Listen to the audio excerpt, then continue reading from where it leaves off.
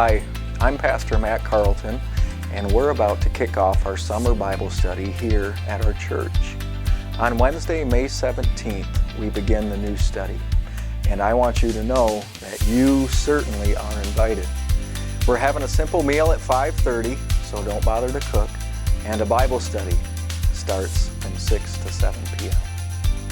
To prepare for this week's study, you'll want to read chapter 1 of John Cross's book, The Stranger on the Road to Emmaus. Now, no excuses, so if you don't have a copy, please contact me through our website, or better yet, come see us at church on Sunday and we'll have one waiting for you.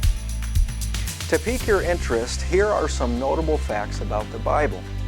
John Cross, the author, writes for us. There is no doubt about it. The Bible is more than a unique book. Actually, it's a collection of books, 66 in all. There's 39 in the Old Testament and 27 in the New Testament. One author, in writing of the Bible's uniqueness, put it this way. The Bible was written, believe it or not, over a 1,500-year span. That's over 40 generations.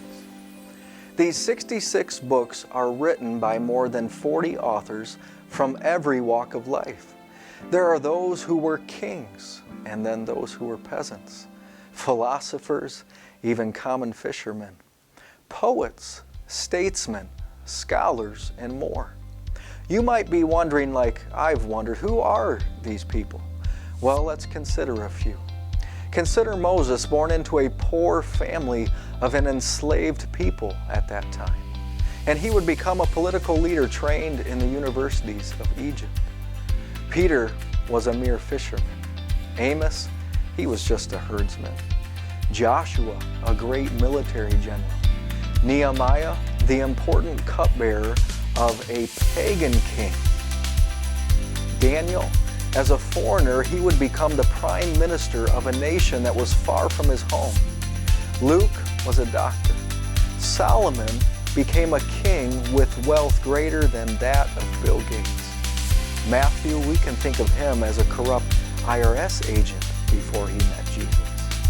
And Paul, why, Paul was just a judgmental, religious type until Jesus got a hold of him on that road to Damascus. The Bible is also unique because it was written in so many different places. Moses wrote from the wilderness. Jeremiah was trapped in a dungeon. Daniel on a hillside and even in a palace. Paul wrote from a prison. Luke wrote while he was traveling. And John wrote isolated, alone and exiled on the island of Patmos. Others wrote in the rigors of military campaign. Parts of the Bible were written at different times in history. It's important to remember that David wrote in times of war, Solomon in times of peace. It's also unique because it was written during different moods. Some wrote from the heights of joy, and others wrote from experiencing the valleys of sorrow and utter despair.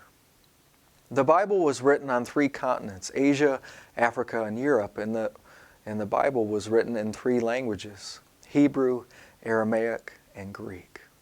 Finally, the Bible is unique because its subject matter literally includes hundreds of controversial topics. Yet, the biblical authors spoke with harmony and continuity from Genesis to Revelation. With all its diversity within the Bible, there is still one unfolding story, and this is the story that I am excited for you to understand. To understand this book, we will look at the biblical story in theological jargon. Absolutely not. We will look at the biblical story in common language. And so with all this, by far, the most unique thing about the Bible is that it claims to be whose words? God's. So please join us for this unique study. God bless you, and I hope to see you on Wednesday, May 17th.